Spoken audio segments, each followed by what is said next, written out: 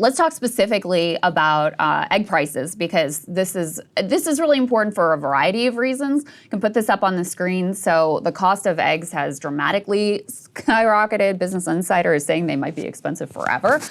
They're saying it's not just bird flu that's causing egg prices to soar, although that is a significant part of it. So according to Business Insider, I thought they were just Insider now. They went back to Business Insider. Are they? I don't know. I guess they did. I always thought Business Insider was better than Insider anyway. So if they made the change back, I think that was the right That's call. a fascinating study. This company, the digital media landscape, like what they've turned it, but that's a whole they're completely paywalled. I don't know. They irritate me, but whatever. The cost of a dozen grade A large eggs hit $4.15 in December per the Bureau of Labor Statistics. That's up from $2.51 a year ago. Average price of eggs has not been below $3 since June, hasn't been below $2 since the start of 2022. We're all in uncharted territory, said, I love this job title, a global trade strategist at Eggs Unlimited, a California-based egg supplier. Who knew that was even a job? He added that the industry had lost 26 million birds since October, more than 7% of the total flock. That's because of bird flu. It seems as bad as it's ever been, he said, and the producers don't really have a recourse. We can put this next piece up on the screen just with regards to the bird flu piece of this. So we keep getting really bad news about the spread of bird flu. You know, when this was originally detected, I think first in a herd of cows in Texas, there was an opportunity to really crack down and isolate the strain and stamp it out. The Biden administration, their ag secretary is very pro-business, very tied in, I think used to be like a dairy lobbyist, and they didn't want to disrupt people making money. So they did not take the steps early on. And now you have this massive, nationwide spread that is leading to these flocks having to be killed. I know that they, in Georgia, they shut down all poultry-related activity. So, eggs and chicken just completely shut down. Georgia is a major producer of both of those things.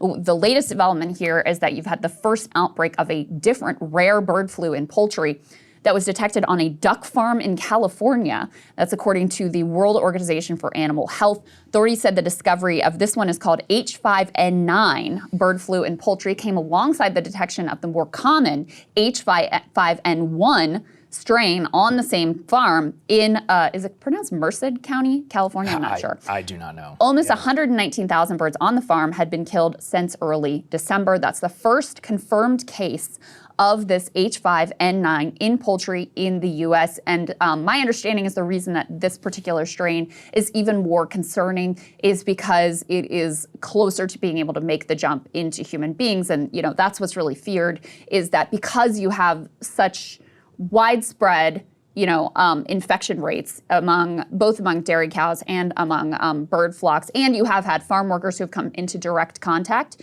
who have been sickened as well, and some other people who, were sickened from other reasons. But in any case, you worry that you're a mutation away from this being able to spread readily among human beings. And, so that's the sort of concern regarding the pandemic.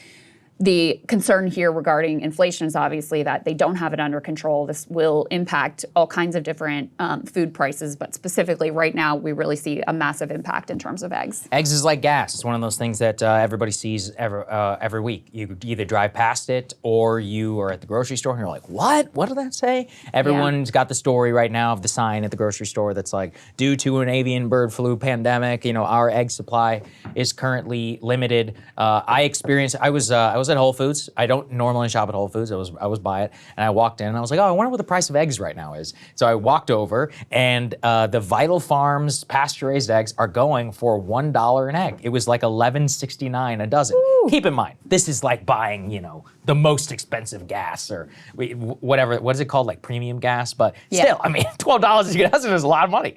And I think what's the average price of eggs right now? It's like $2-3 or something. It says $4.15. Wow, that's $4.15. That's a lot. Yeah, I checked at my little local, like very normal standard grocery store in King George County, Virginia, the Food Lion, and the pasture-raised eggs there were $8. So even in just like, regular kind of place, not Whole Foods. I only eat pasture-raised eggs, and I acknowledge this from a position of privilege, but the cheapest I can find is like $6.99, and that's at Wegmans and or Trader Joe's. But that is a lot. I mean, I remember paying, not that long ago, it was like $4, something like that.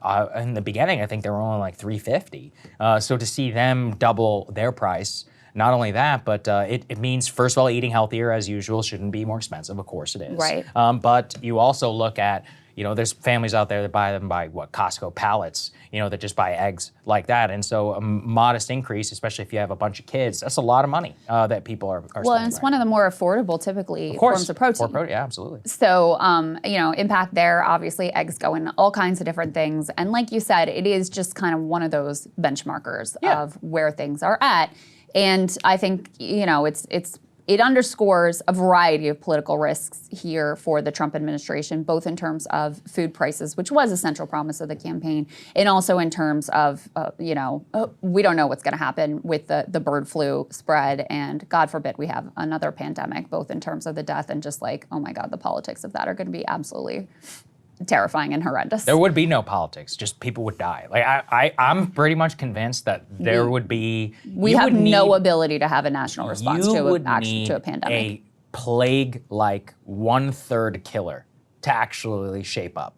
Like I don't know what the casualty numbers are on bird flu in terms of the number of people infect, the death ratio or whatever. But you would need seriously something that kills like 30% of the population for everybody to win. And I think rightfully, to be honest. I mean, if someone's gonna try and tell me what to do again, I'm like, we'll see. Well, I gotta see a lot of evidence. Hey, if you like that video, hit the like button or leave a comment below. It really helps get the show to more people. And if you'd like to get the full show, ad-free, and in your inbox every morning, you can sign up at breakingpoints.com. That's right. Get the full show, help support the future of independent media at breakingpoints.com.